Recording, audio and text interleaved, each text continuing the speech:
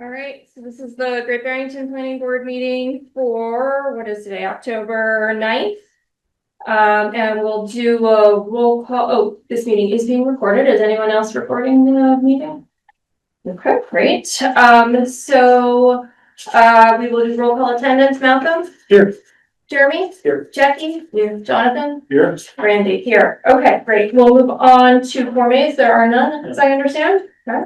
Next item are our minutes from our last meeting, September 25th. Do we have a motion to approve? Yes, so moved. Thank you. Do we have a second? Second. Thank you, Malcolm. We have a motion and a second. Are there any discussion on the minutes? Any further discussion? Okay, hearing none, all in favor? Aye. Aye. Any opposed?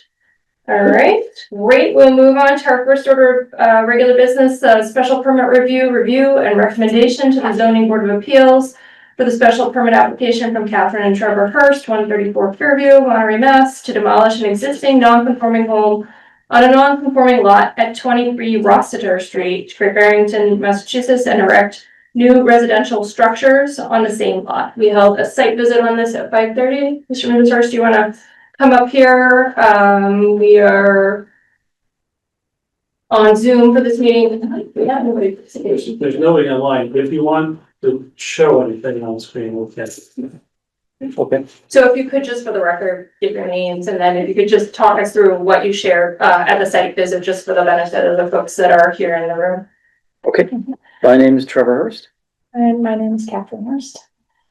And we want to demolish an existing building and put two buildings in its place with each 2 units in them, compact residential units, rental units.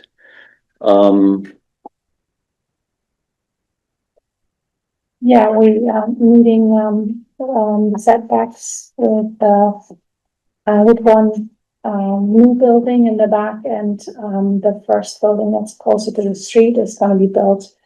It's a pre-existing footprint. It'll be to its height. Well, we've reviewed all the bylaws. We're within zoning requirements, setbacks. We are building on less than 75% of the lot size. We can build by right 6 units. We're building 4 units. We would like to use the opportunity to build on the existing footprint because the lot is very small and tight, and to be able to put 4 units all together on that property that are attractive to live in and use some of that garden space that's there. So our objective was to create compact but very usable units that would be used for couples or individuals, and then there's 2 units that have 2 bedrooms. So we imagine that also either a single or couple with 1 child would be able to move into those as well and fit well into Great Barrington and its sort of requirements or desired housing in this area. Chris, do you mind just showing the site plan from the application package just so that we can see that? So the lots on Rossiter Street, we went there for the site visit. It's got 1 single family house on it now. That house is actually up to the lot line, right? Yeah. And so you're going to tear that down. It's sort of in very poor condition. Yeah. So it's the center lot there shown on the screen, correct? Yes, Yes. that's the one. Great. There's also one drawing that we submitted that shows the lot and how the buildings are on it with an overlay of the existing footprint. Is that the colored one? That's one of the, yes, Yeah. that's the one. So that's on page 6 in the booklet that we handed out. That's helpful. That's the one. That's the. So the blue area is the existing building that we saw as it stands. Front is Roster Street at the top of the screen. Yes. And currently the yellow would be the walkways to access the buildings and apartments. And currently the building is on that yellow part as well, so the blue underneath would actually extend all the way to the edge of the lot. So that's not clear from the site plan, What's, that the existing footprint actually goes to the lot line. well, the survey makes it clear. Yeah, But not in this plan. Yes, so the walkways are overlapping. Yeah. Correct. I think we understand that by looking at the two different. You do, yeah, so we have to do a little deductive reasoning, I think we can handle that. Okay, so what is shown in green then would be green space, and then the blue would become green space, is that? That's correct. Zipway is a new footprint, I correct? can show on the screen. I mean, either way. Oh, I see. The planned building is not actually going all the way, is not using the existing footprint all the way to the edge of the property Yeah. line. This would be a walkway, so we're moving it a bit more into the center of the lot. Okay, And then there's the building that I'm just seeing there's a mistake. The gray area should extend up to here. and then there's a This little is a porch. porch Okay. out there, and that's actually the Okay. building outline right there. Okay, so it is predominant, the new building is predominantly within the footprint of the existing building. For building A, you're calling that, right? Yes, Yeah. except this little edge here, but we're not using that part Okay. for that. Yeah. And then you're, increasing the setback from the left-hand property line. Yes. It's the west property line, which will become a walkway. Yeah. Okay, Correct. So the west setback here that my hand is on isn't going to meet the setbacks, but it's better than it currently is. Yes. What's the material of the tiles that you show on the sides? These are walkways. That's not planned yet. That's just to show how To let you know. we think the apartments could be accessed.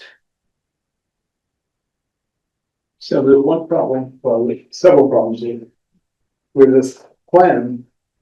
First of all, the rear lot line doesn't coordinate with the survey. So you seem to have added 6 inches to the width of the lot that I don't think you owned. 34.49 on the survey and 34.99. Yeah, you'll wanna look at that and just make sure you've got that accurate. I mean, a lot does taper slightly, so it may not affect your side yard setbacks, but it may. Yeah, Also, so sorry, the colored drawing is more of a schematic to show what we're doing to have these overlays. And the actual architectural plans and the survey are, of course, the accurate dimensions. well, they have to all agree.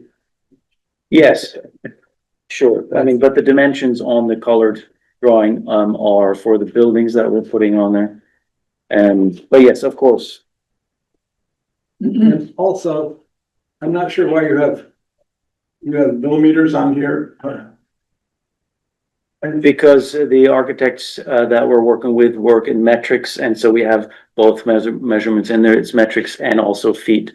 If you're going to a ZBA, which is a lay board, I would say get rid of all the measurements. It's way too confusing. I've been doing architecture for 50 years and I've been on the planning board for 28 years. This is the most confusing plan I've ever seen. All right, noted. Okay, I guess process-wise, so we're making a recommendation, but we are not conducting site plan review on this. This is not subject to 10.5, right? Multi-units would be subject to site plan approval. I didn't see that. They are correct.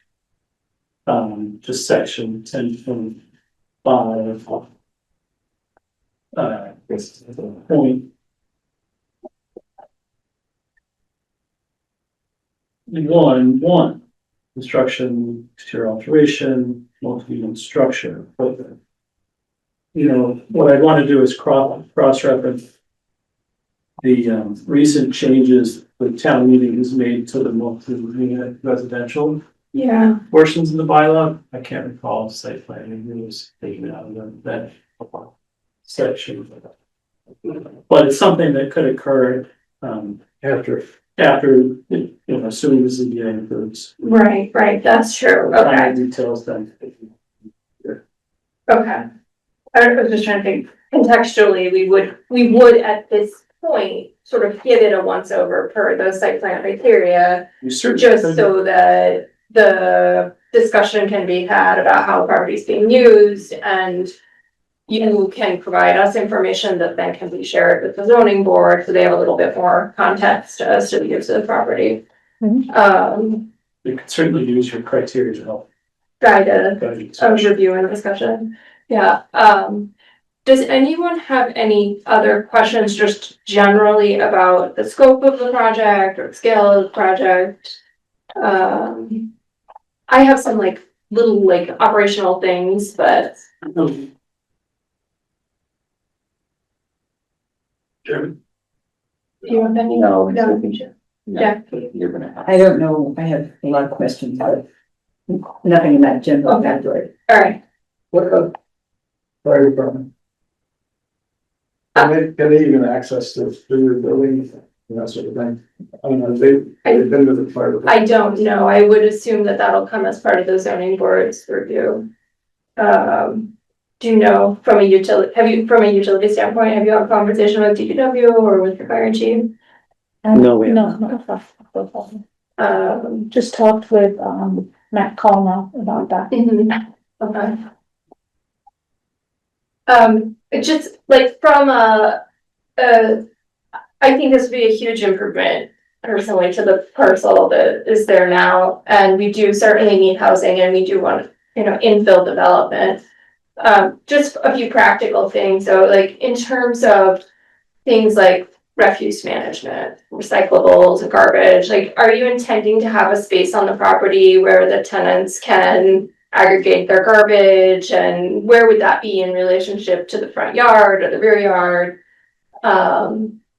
And similarly, I noticed when we were out there for the site visit that there's a mailbox right there on the street. Mhm. So were you expecting there'll be 4 mailboxes on the street? I think it would be useful for the public to understand how will the building present from the street in terms of, what you need to accommodate people's use of that things. Mhm. So there's, some space around the back that could be used for that. There's stairs going up to the second unit, and around here is a space under that first, partial stairway going up. That could be used for that.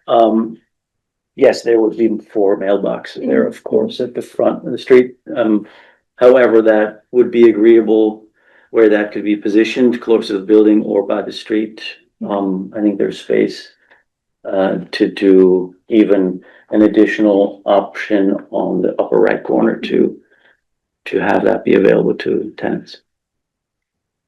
Okay, and then in terms of, so you're going to be the owner, these are rental units, you're not proposing to condo these out at some point, and, No, okay. So you'll be responsible, you'll have a contractor be responsible for maintenance of the landscaping or removal of snow, things like that, because you don't really have, with this density of development, you don't really have any space for plowing or, and we do get snow in the wintertime too, so.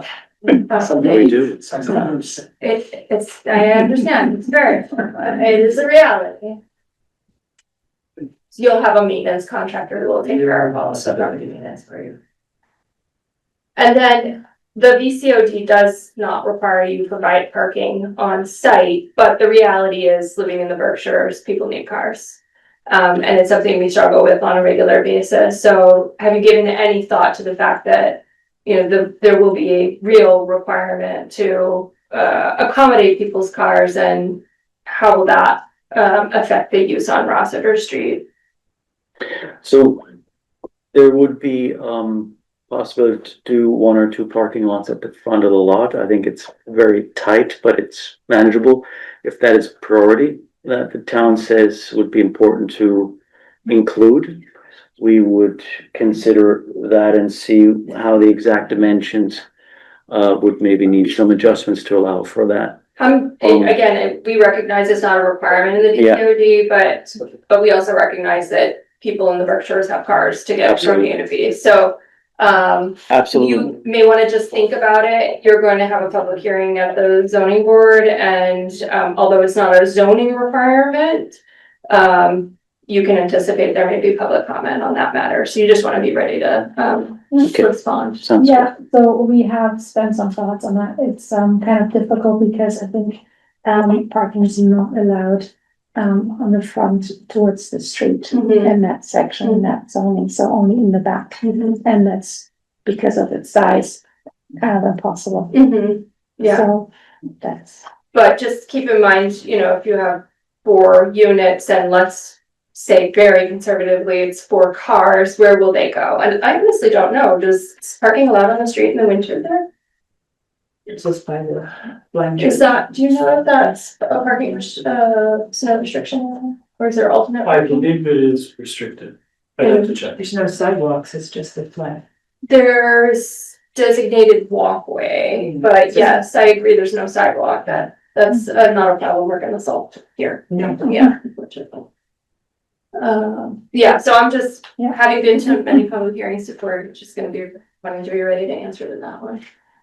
In terms of what's there now, there's a number of trees on the property line. Are you thinking you're leaving those trees? Or do you expect you'll need to take them down or limb them up or?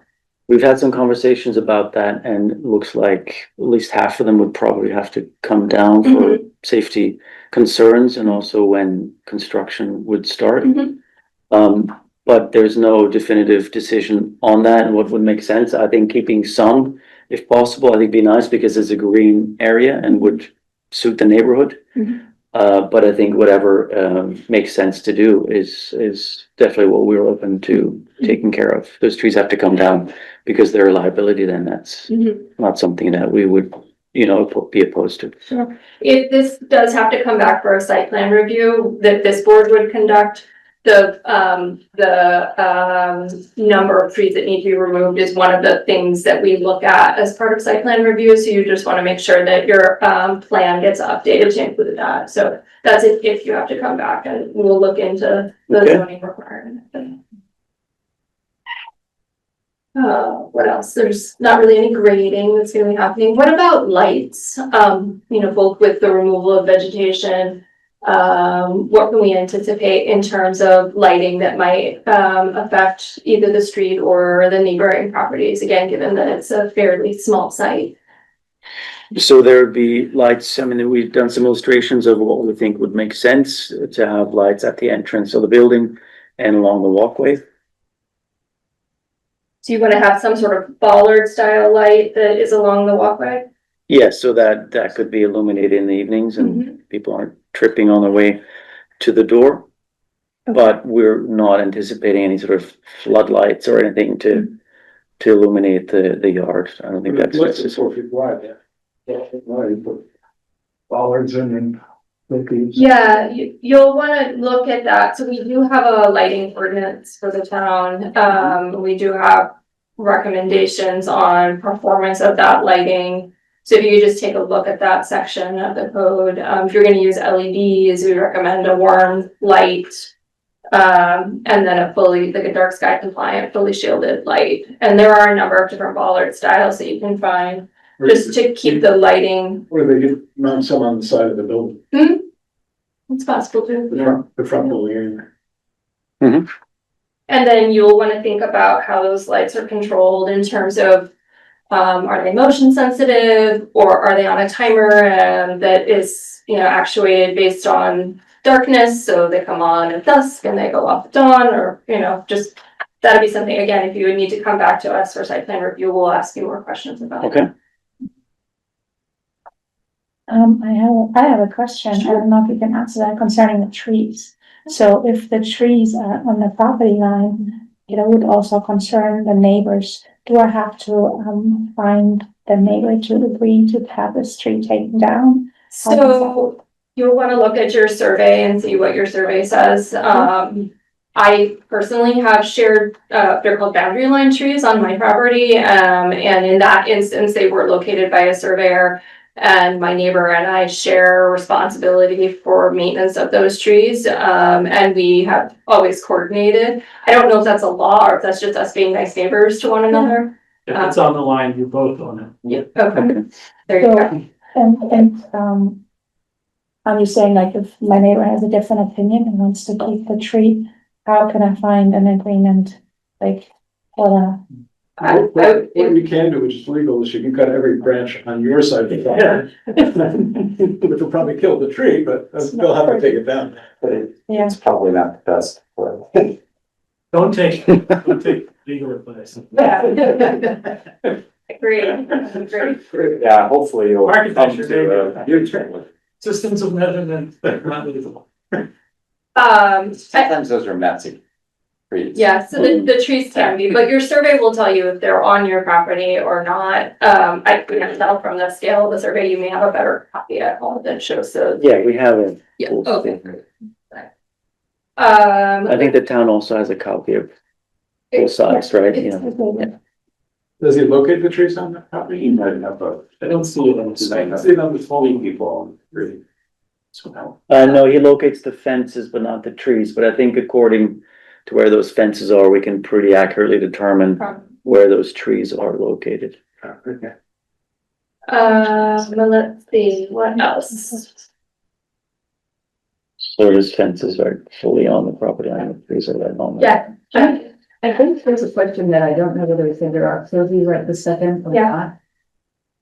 But I'm looking, and I don't, Jonathan just said section 10.4.2 does not, we do not consider that now.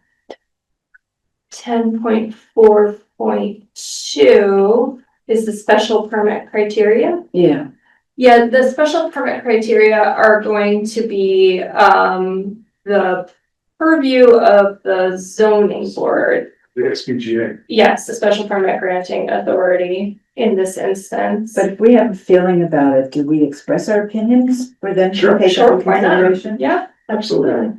Yeah, because there's one that's the neighborhood character and social structures mm-hmm, element. Yep. It's just because I know the history of Rossiter Street. mm-hmm. It's really important in Black history in Great Barrington. There are amazing stories that are told, and it's actually Rossiter Street and Elm Court as one particular area. And it was home to many Black families, working class neighborhood often, but it's also home to two churches, two Black B&Bs, you know, that were actually in the Green Book era, where you could actually find, this is where you can live. One was the Crawford Inn and the other one is the Sunset House or whatever. It's really, that's an important part of the history, whether you can keep that history or whether we as a town need to remember this history, but we do. And Sunset Inn is the other one that's at 19 Rossiter Street. And half of them are down, half of them are torn down, not the churches, but a lot of the buildings. And you just know, I did a walking tour app for the Black Great Barrington, and Rossiter Street starts with, imagine if you're standing on this corner looking across Main Street, over there, no longer is Brinson's Dry Cleaners. And it just happened to be a really interesting part of the history of Great Barrington and the movement of African Americans, Blacks into Great Barrington.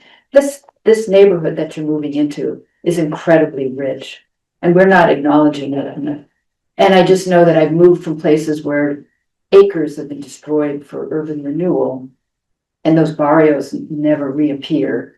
And so I'm just sensitive, knowing that history and wondering, the street has so many different things going on. I mean, it's a very complicated street visually, but I don't know what we as a town do to remember, to honor, because the Boys Freedom Center, which was the Clinton Church, and is being restored, and that will be an African-American center to celebrate history and heritage, and there's, again, many stories, really interesting to explore, and I think it's important for Great Barrington to do that too. And I'm just thinking, it's really lovely to see what you're trying to do on that small space. But some nod to the history of the area might be nice. I don't know, but this is what I'm responding to. So because we're at the early stages, and I would just like to bring that forward as something to consider. It's when that becomes that you're the creators of this space and what you want to do, but there's some important history to acknowledge, and that's why I'm saying it. I'm glad you did, Jackie, because I agree. I mean, that's an historic area because of, as a center of Black culture in Great Barrington. And, but I don't know what we can do about a decrepit house, and we need housing. Oh, that house is, but we walked around that house and it's like not ready for prime time or 11 p.m. or something. Yeah, I mean, it's a adorable face, and I wouldn't suggest that we keep that house as some sort of historic house. Not because there's too much. It didn't show up on our walking tour, so, yeah, but it is an historic area, so I just think, I don't know if there's something that can be done. It's a shout out to the town's historic commission, or the historic district commission, whoever can, take this on to figure. It's all about signage in town too, and identifying important places that aren't here anymore.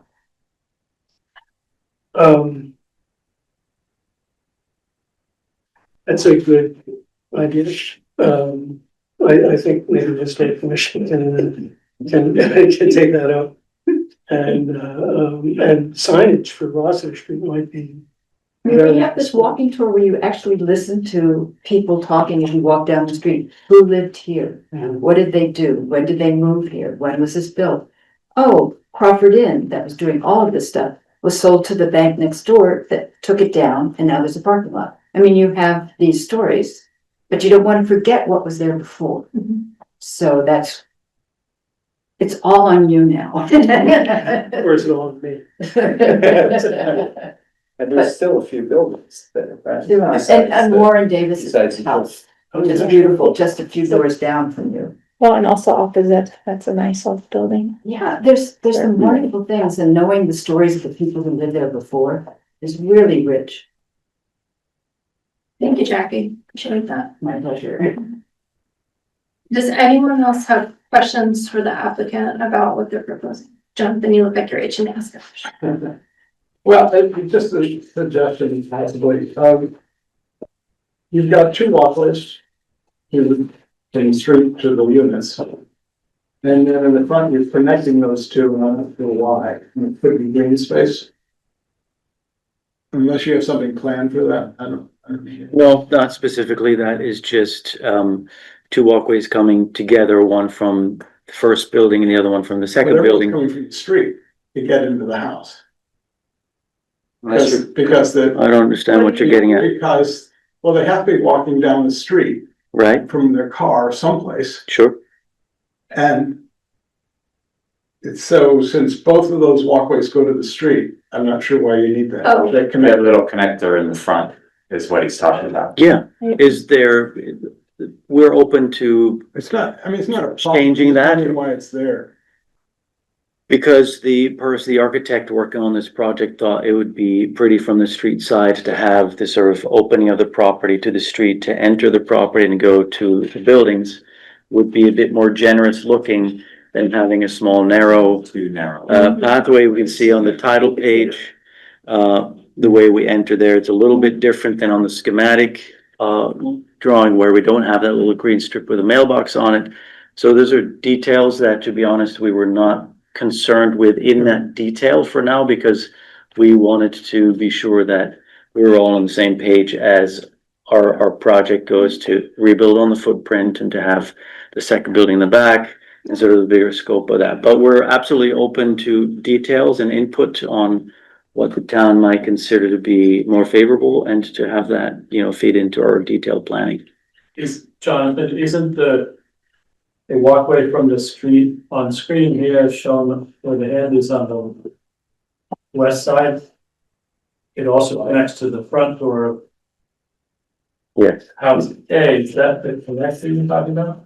No, No, connection between those two sides. Oh, between the two across. Yeah, in the front. Goes parallel to the street. Yeah. But in That looks like these, sidewalk. it's not, like, that second one isn't connected to the street, right? It's just this one, and then it goes No, behind they this both are. edge.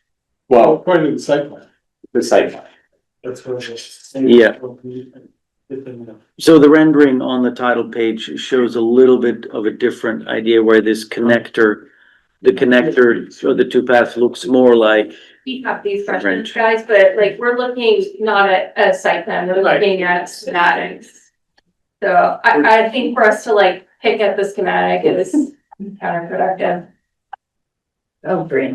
I know, I'm sorry. If they need site plan review, they'll definitely come back to us, but thinking about bigger issues, so do we have any other thoughts or concerns we want to share with the applicant or share with the zoning board?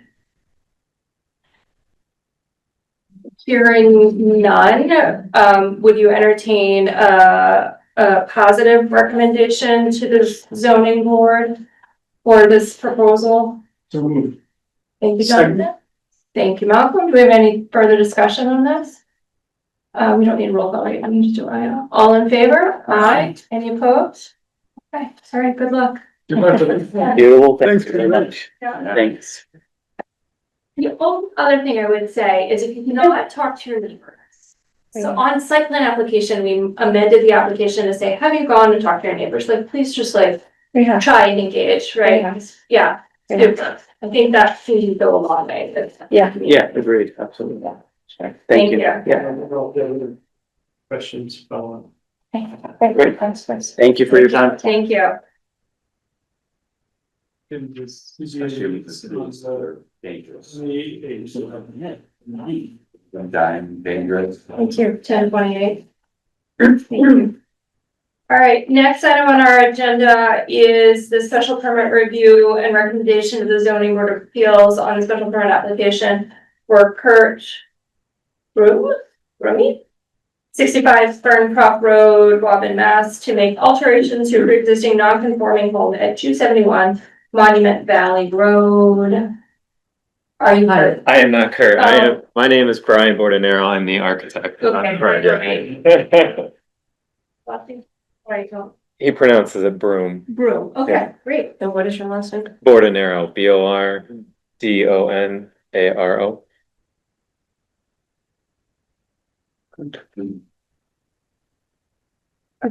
you want to just, yeah, do you want us to share the application or the layout on the screen? Sure, yeah, the site plan drawing would probably be the easiest to explain the project.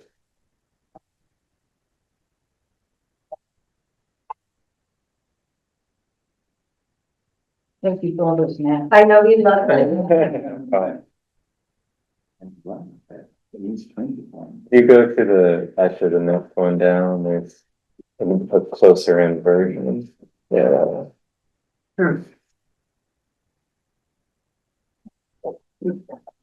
That, something like that, C2. C2, correct, yeah. C2 in our application packets. So you've got a building that's in the front yard setback. Correct, so currently it's a single family residence. It's a non-conforming structure because it does not meet the front yard setback. The existing structure is about 18 feet from the front property line. But all the other regulations are met, so lot size, setbacks setbacks on the side and rear, building stories, building height, lot coverage are all conforming. The one non-conforming aspect of this house is the front setback. We are proposing an addition on the north side of the building. So if you look on the diagram of the house, the lighter gray section is the existing building and the dark gray is going to be our new addition.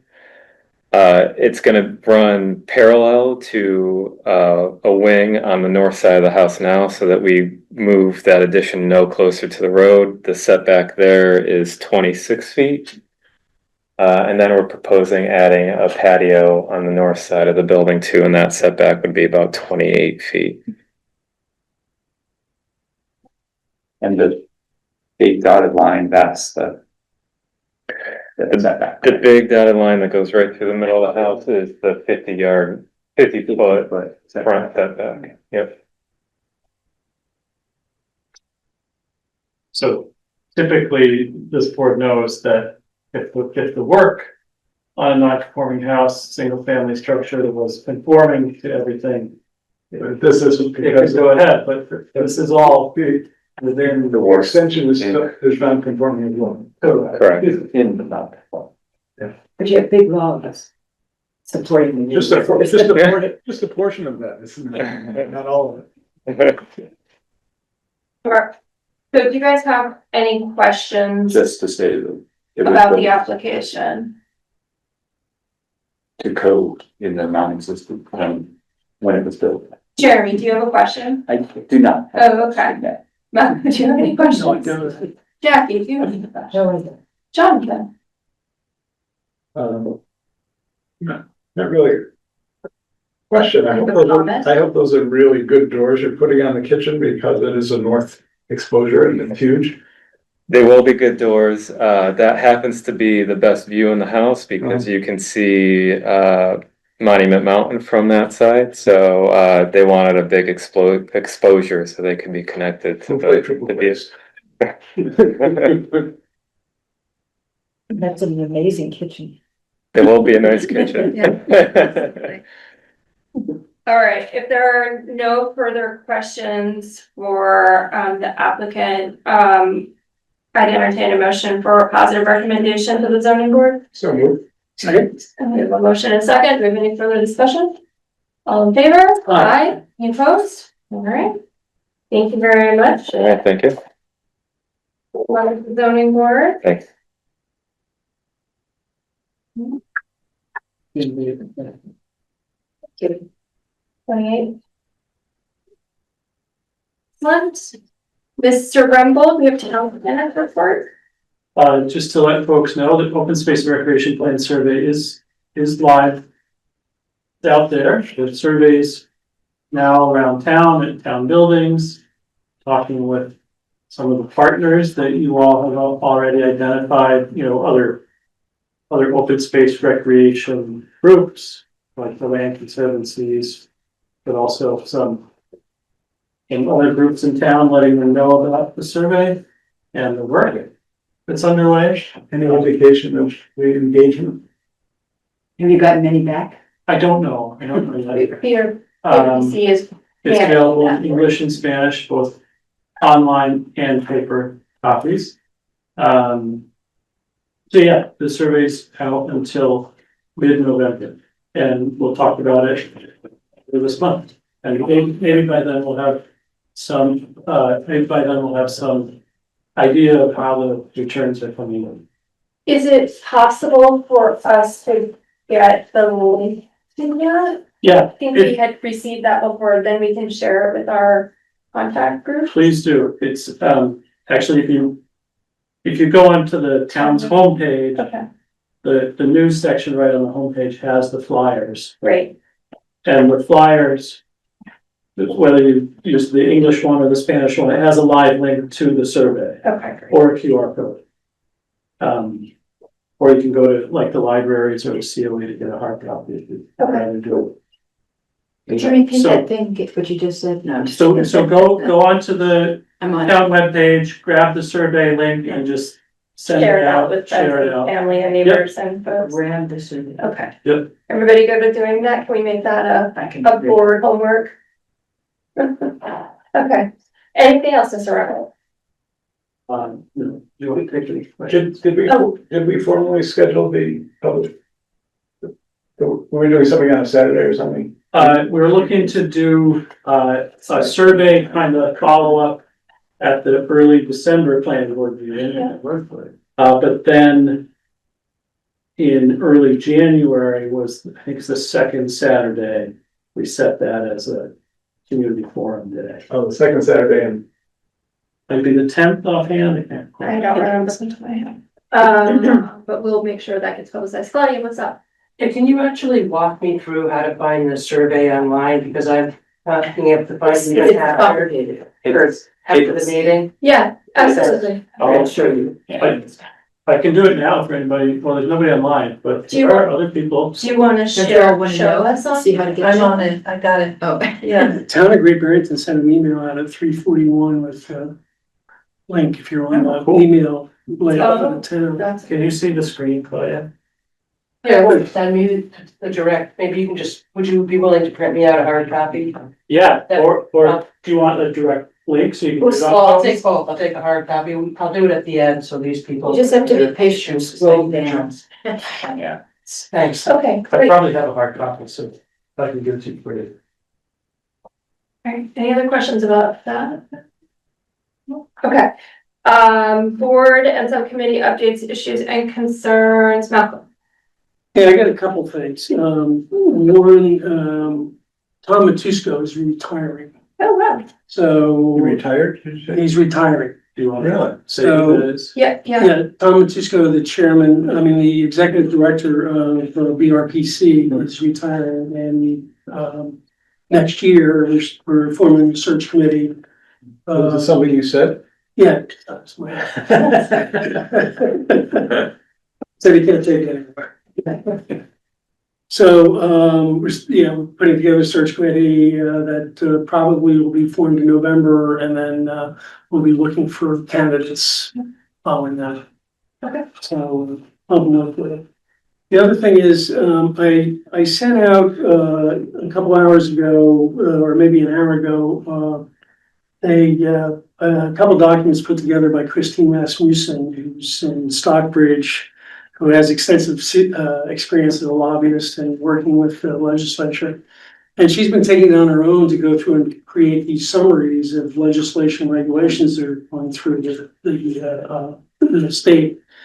So there's one document that just deals with the energy siting regulations that are coming out. These are regulations that are based on a bill that was passed the last legislative session. And essentially, for us, it basically takes us out of the energy siting business for anything over 25 megawatts. And for anything 25 megawatts or less, there's going to be a defined consolidated permitting process. There's going to be a universal statewide application. There's going to be a scoring system to determine suitability. And any appeals to local decisions go directly to the DPU, which can override So what took us out? basically the law. Basically the energy, the solar, the Clean Energy Act of last year. Yeah. Was written to promote and streamline the permitting process for energy. And what I just said also applies to over 100 megawatts of energy storage facilities, which we don't have in bylaws, but you may want to take a look at these things. The regulations haven't been put out yet. They're still in a public comment period for another few days. I know BRPC is going to comment on it. We've been, basically the BRPC comments have been, mainly aimed at, the scoring system, developing a scoring system in such a way that it promotes use of brownfields and rooftop solar over greenfields and open space. Do you have any sense of how many megawatts the existing facilities we have are? I think, I don't know, do you have an idea, Chris? I think The solar, the ground mount solar fields in town are, I think the biggest one is maybe 2.5 megawatts. Yeah. So it doesn't approach that. Yeah, so these will still, so we'll get these under 25, Okay. but over 25, we may find Well, we'll know about it, but we may find that we have a very little role in very large installations. Is it Or just solar or storage is it like to wind as well, or? I think the regulation is primarily solar. I mentioned solar, there are three things, the solar, the energy storage, and then energy transmission up to 10 miles is considered small. If it's a transmission, over 10 miles, it's considered large. And so then it's not. It would not come under our Yeah. aegis. So once these regulations come out, then we'll have to take another look at our bylaws and see where our bylaws, fit it both. Remember we talked about this briefly? I have to say, I'm not terribly worried about it, just given how energy storage and generation facilities need to be like co-located near major transmission lines, you know, and so I think we're more apt to see the size fields we've already got in town. We don't even have a lot of like buildable land, and when you're talking about brownfield versus greenfield, our brownfields have solar on them, right? Like over by We the have a lot Rising of Yeah, farmland. rising down behind the. but as that's a lot. Malcolm just said, I mean, we should read the details, but greenfield is not priority, right? Priority is going. Right, but it's. So I like, But they can there's compensation rules built into Yeah. that they're proposing in regulations. yeah, Where they could compensate somewhere else by putting solar on Mayfield here. and that reminds me, I was gonna send you guys a presentation on battery storage that was really interesting. And so isn't there a big push to produce energy for Boston? Or the eastern part of the state, out here in the western part of the state? I don't think that it's as big a push as some might think, only because Transmission loss. there's transmission lines, but there's also competing regulations right now between energy siting and climate protection through preservation of forest lands. So I think we've got a lot of sort of competing interests that I don't think make Great Barrington in particular like a priority location for major energy facilities. Is that? I mean, I think we should be Is that the vigilant. reason in general?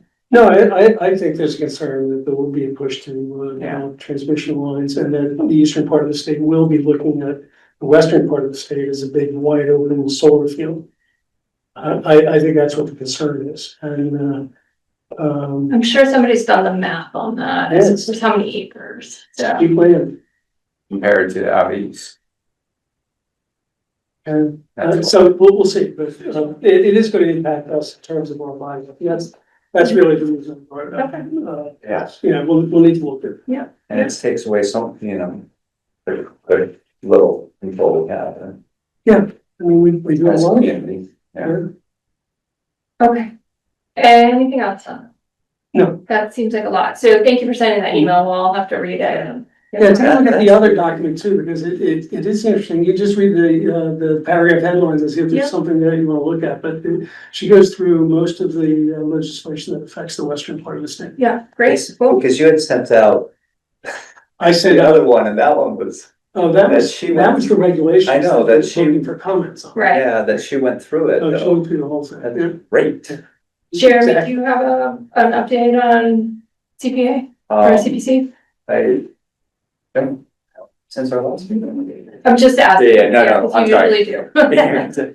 No, I don't think we met since our Okay. last Do you have any other board issues or concerns? Was that a no? I'm sorry. I No, didn't hear you. one, sorry. Jackie? I'm fine. Jonathan? Yes, okay.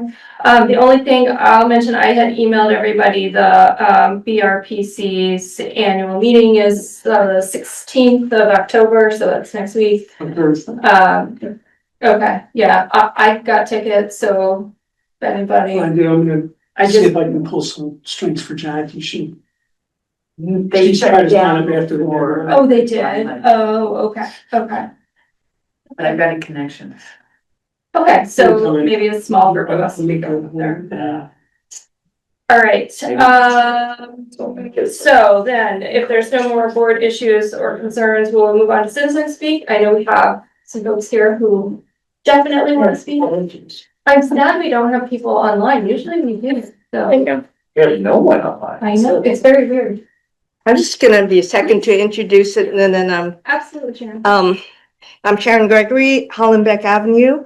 I just wanted to say why we're here. Mrs. Bobby Hallig, wanted to donate a huge amount of Christmas garlands and wreaths because for 45 years she was Mrs. Santa Claus in Mount Washington and was in charge of the Christmas Eve services and the festivities and so forth. But, you know, now we all get along in our age and you want to do something else, but she would be very happy for it to be used. So my friends here had this great idea because it kind of converges with other thoughts that I'd have about the cottage bridge. So with that, Okay. I'll introduce Redbeard Simmons. Hi, everyone. Chris, do you have the PowerPoint? So just for the record, if you could give your name to Kim, so she's got it in our minute. Hi, Kim, I'm Redbeard Simmons, 1 Haley Road, Great Oh, the Barrington. last name, please. Simmons. Red beard? Yes, not Richard, Redbeard. Just wanted to be very clear about that. Let me actually ask the Jeannie whether, if your parents were prescient and give you that name. It's a long story, but I'd be glad to share it. Chris, I don't know if you want to follow along. I will be very brief because I know time is limited. My neighbors, Beverly Hosokawa, Sharon Gregory, and myself, we have been talking for years about how nice it would be to see something done with the Cottage Street Bridge while it is a pedestrian bridge. So we are proposing to decorate the bridge for the holidays this year from Thanksgiving week through New Year's Day. We would also like to explore the idea of turning it into a flower bridge during the warmer months. There you go. Yes, there's some details here which I'm not going to repeat, but you have it if you wanted to read some of them. No colors on the slideshow? Oh, we have colors. They're coming up. Oh, we've got Hang colors. on, Jackie, let him know. Build up. Sorry about No that. questions yet. We do have colors. The views from Cottage Street are already captivating, but we think adding flowers and lights could turn it into a community hotspot. We believe this can be done with volunteer support from the community so that it doesn't cost the town a penny. We'd be in charge of installing, maintaining, and removing temporary flower boxes, solar lights, and holiday decor. As there aren't many public attractions on the north side of Main Street, we hope this would be a draw for our neighbors on and surrounding East Street, not to mention tourists and the outlying community. To represent, let's see, we have a few more slides there. Where do you want me to? Did you show, yeah, the solar lights and the plastic flower boxes? Of color, Jack? Oh, thank you. Yeah, No, but I saw a sneak peek there. yeah, there's more color coming. Here we go. To represent our vision for the project, we borrowed these photos of the Old Drake Hill Flower Bridge in Simsbury, Connecticut. Although the Flower Bridge in Shelburne Falls is more famous, the one in Simsbury is closer in scale to the bridge at Cottage Street.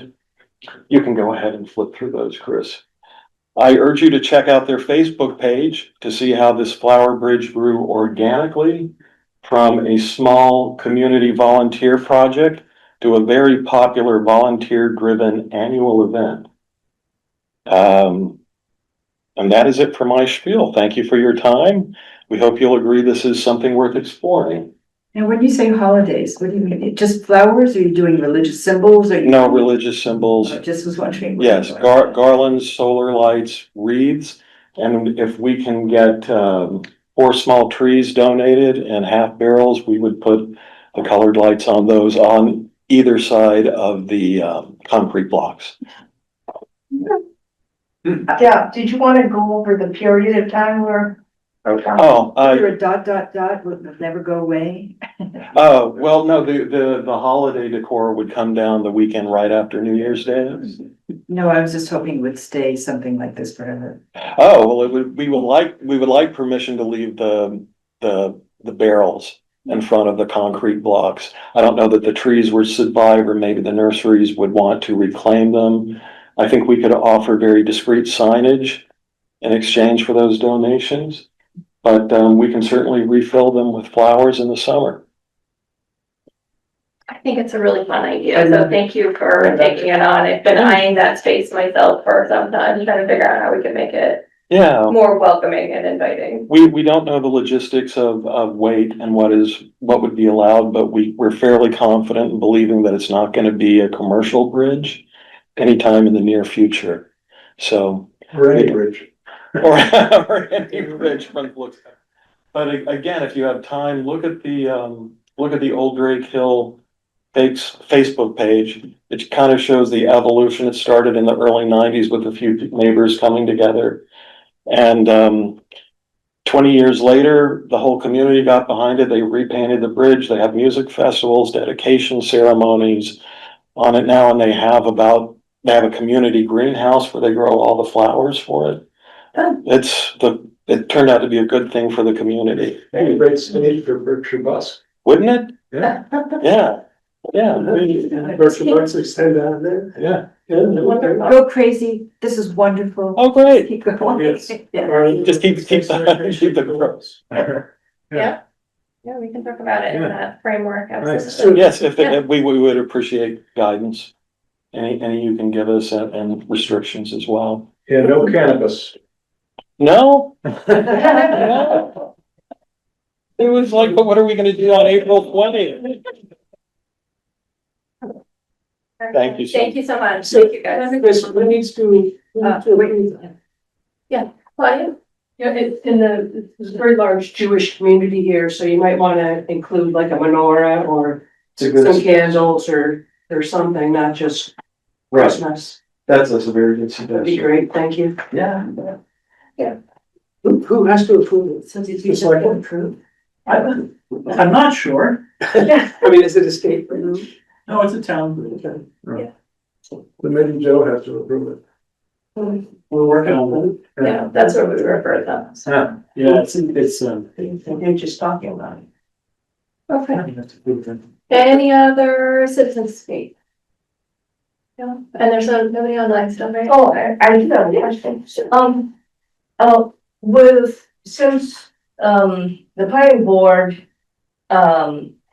is a strong organization for the planning and the priorities of the town, would you all be discussing, like, you're thinking about the CPC and what they might be recommending for,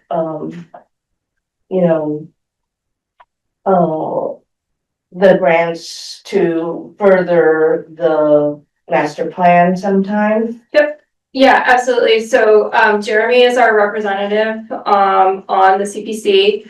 And that's why when we did the board issues and concerns, he will bring up, where CPC is in their grant process. We just had the opportunity to provide some comments on priorities that the CPC might consider.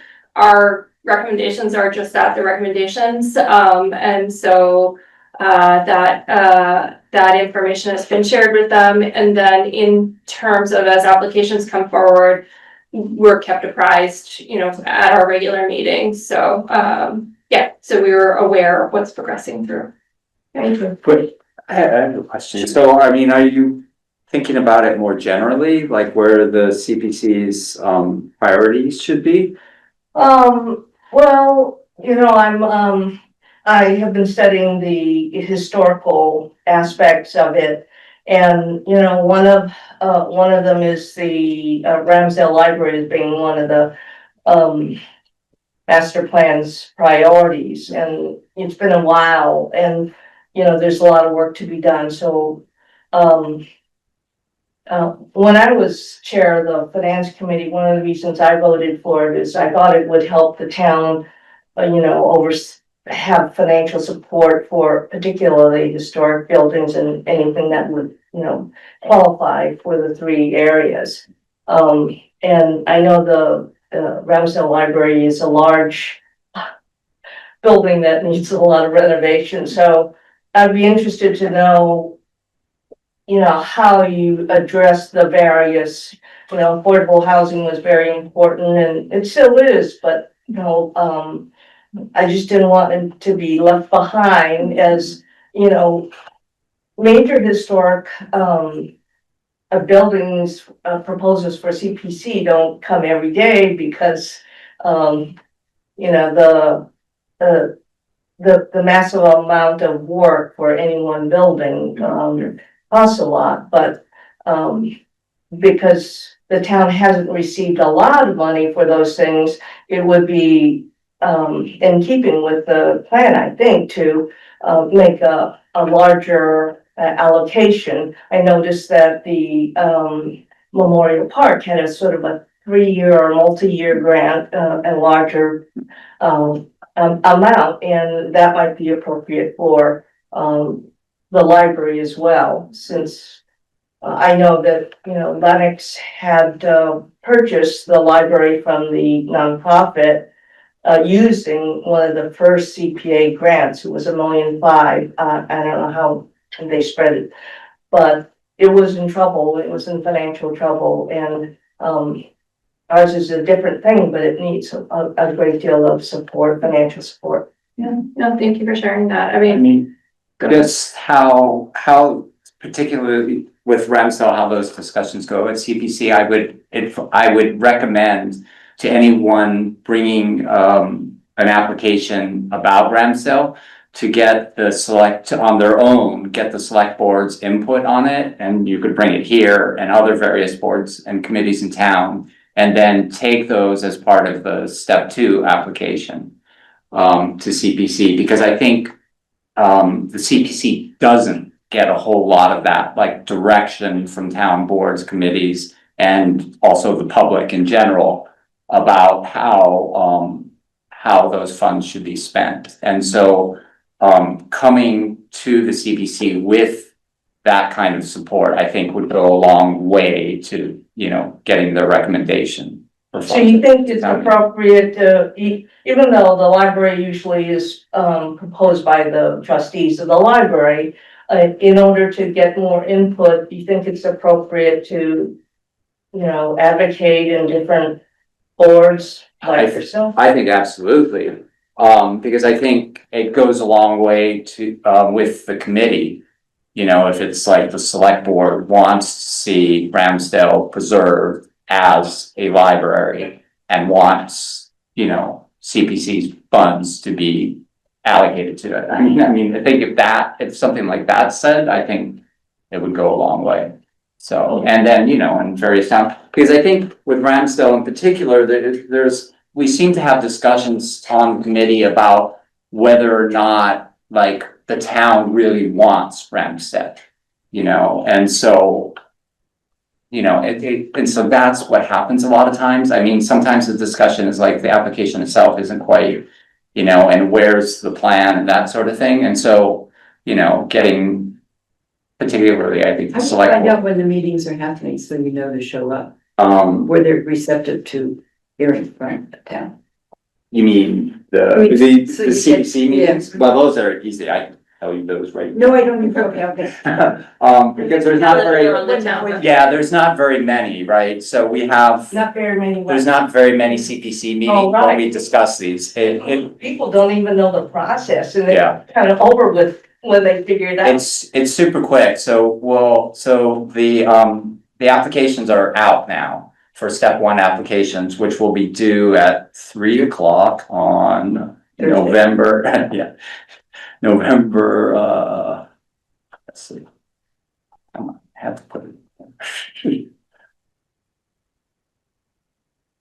Is it 5th? Did we change it to, is it October? No, I think you all changed it to November. I think it's November 5th. Let me look at I sent it around in an email. What's that? First Wednesday. First Wednesday of November. So that's just step 1 applications, and that's really just are the applications, do they fit the criteria of CPA fund, right? Are they eligible? And so the real discussion takes place in December. And so why do I have none of these in?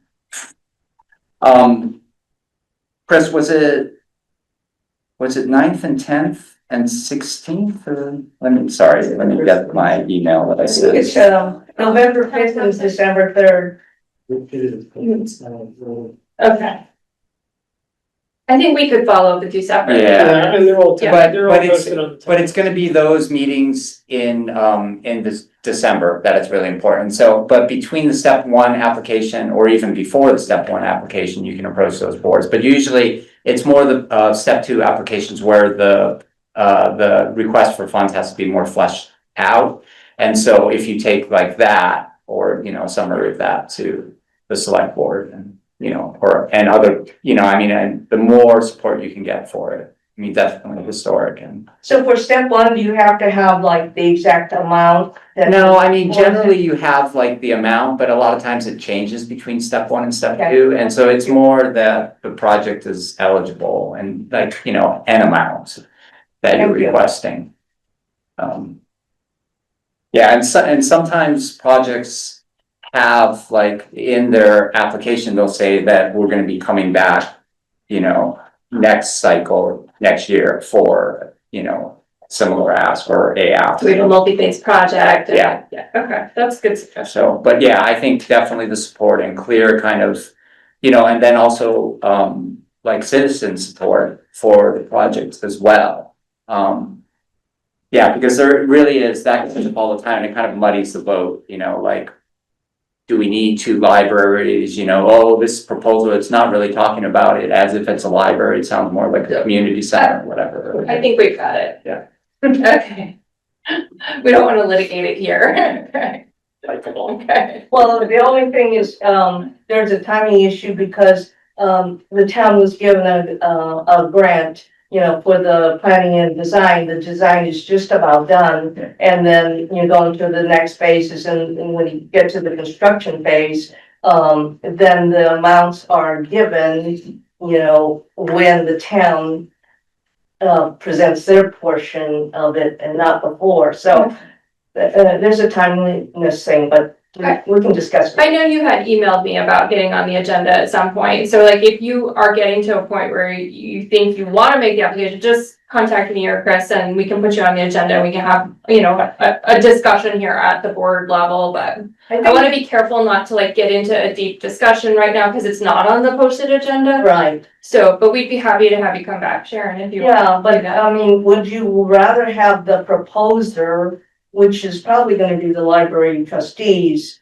kind of, first, so that I'm not just an intruder? Yeah, I mean, obviously, we want to make sure any application is being presented by the person or entity that has the authority to bring that application forward. So, you know, if you're the sponsor and they've given you authorization to present on their behalf, that's one thing, you know, but to your point, yes, it's probably a good idea to have that, you know, to show that you and the trustees are a unified front. Thank you. Yes, thank you.